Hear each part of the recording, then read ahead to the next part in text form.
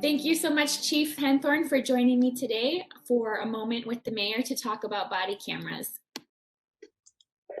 You're welcome, Mayor. It's a pleasure to be here today.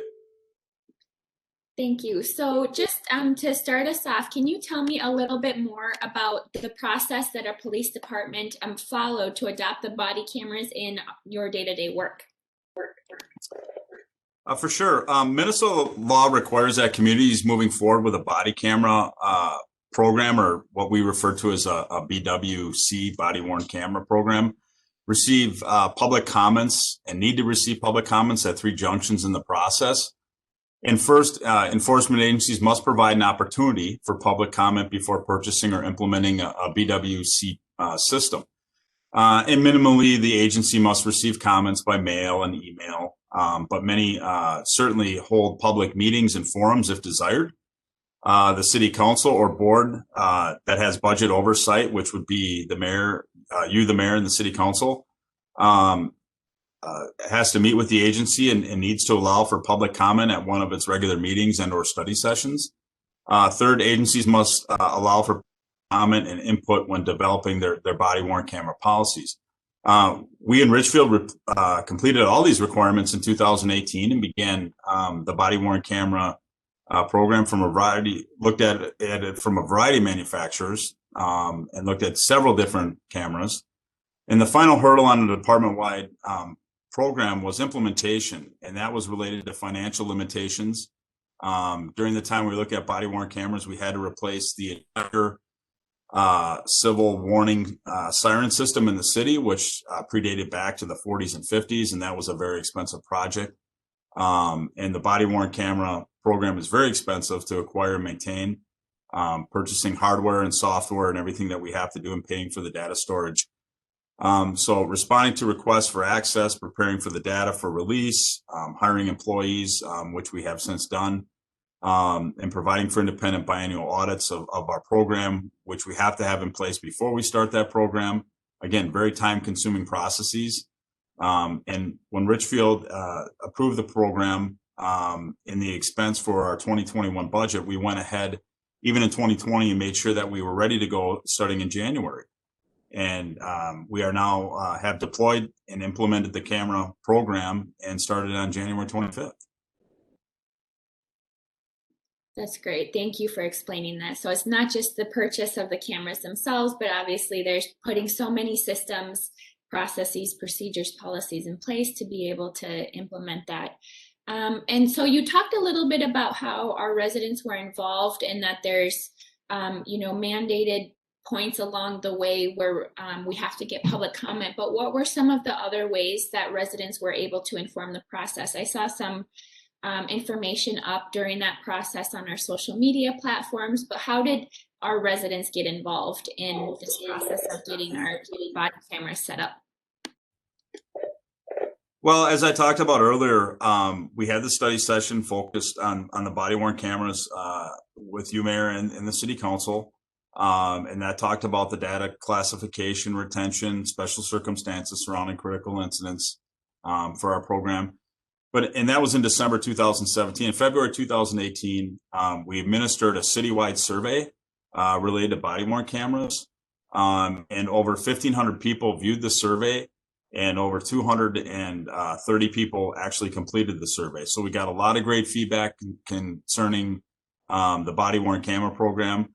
The biggest topic was cost and how, as a city, we were going to pay for that. And so that was really excellent feedback.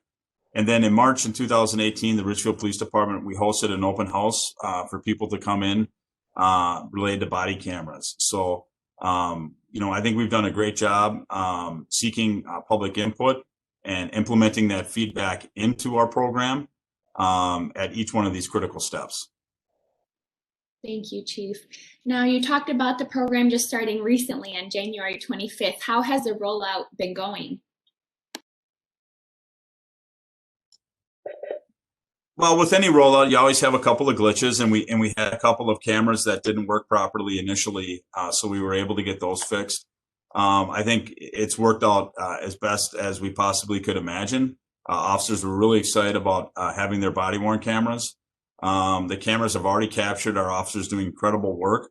For example, our officers recently rescued somebody who was in a crisis situation and on 12th Avenue and looking at harming themselves and threatening to jump off the bridge on 12th Avenue. And the high quality video showed the officers quickly and safely resolving the situation while conveying the utmost respect to everybody involved. And we do audits on a daily basis by looking at the body cameras and looking at the footage, and all we're seeing is excellent work from the officers that are wearing them each day. And it's been an adjustment. I mean, you have to remember to clip something on the middle of your chest every day to make sure you go out on duty with that camera. And I wear a camera every day when I go out of this, and it's a lifestyle change that we're now getting used to, and it's part of the daily officer's job. Thank you so much. And I just think about what the officers already are carrying on their bodies in terms of weight, and then also having that camera. So I can imagine it is an adjustment in that way as well. And so one question that I get a lot from our residents is, when is the camera on and when is the camera off, and how does that work?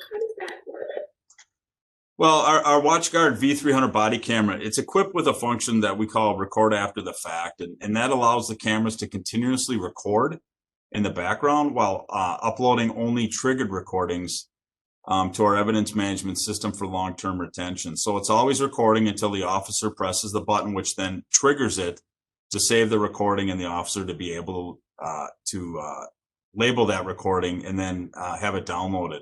So when a critical incident occurs, that officer maybe doesn't have time to press record, the agency can use record after the fact to recover and upload video from the background recording. After the fact recordings have a limited time due to the Minnesota State retention schedule that are saved and stored on the device, usually between about 2 to 3 days before it automatically is rewritten over the device by the device. But our policy is pretty stringent for the cameras. Any law enforcement related activity, the camera needs to be triggered, and we're seeing that being done under the day-to-day audits that we complete. Great, thank you. So essentially they're running 24/7. If an officer's on duty, it's running. So how is all of this video content being managed on the back end? Well, recorded events, that the events that the officers trigger are uploaded to a cloud-based evidence server called evidencelibrary.com.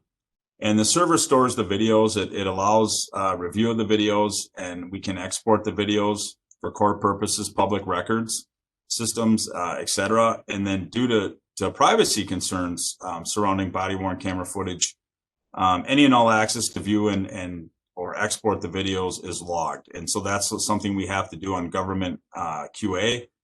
We have to log to make sure that we get those videos, we redact what is not public data, and then release that data. Thank you. And can you talk a little bit about the training that our officers have to go to in order to have the cameras going on? Well, the training for all the officers, from me on down, we need to receive 3 training components related to the body-worn cameras. And so this needed to be completed before you were issued a body-worn camera. And that's the actual use of the device, the nomenclature of it, how to operate it, etc. The use of the evidencelibrary.com, which is, again, the cloud-based storage system used to store the recorded video evidence. And then the Richfield Police Department body-worn camera policy need to be reviewed and signed off on. So all those 3 phases, some were through the vendor, which at the end you had to take a written test and receive a 80% completion or 80% passing grade. And so once those were signed off on, then you could go to the next step by actually getting the device issued to you. Wow. And then lastly, just to bring it all back to the why the city of Richfield and our police department is doing this, we are always looking at ways to increase trust, transparency, accountability, and connection with our community. So how do you think that the body-worn cameras will really help in enhancing these goals of accountability and transparency with our residents? Well, I think by providing a video record of police activity, I think body-worn cameras make police operations more transparent to the public and help resolve questions following an encounter between officers and members of the public. Body-worn cameras help to prevent problems from arising in the first place by increasing officer professionalism, helping evaluate and improve officer performance, improve training, and meet the goals and objectives of the department that we have based upon our culture. Great. Thank you so much, Chief, for just spending some time with me to talk about our body-worn cameras and how it's been going. And also, I just want to let residents know that we also had a great study session with our police chief in our department at our last meeting, and all of that information is online. Residents can watch that work session. But thank you, Chief, for all that you do for our community. Thank you for taking the time to talk about our new cameras. And thanks for the service that you and our officers give our community every single day.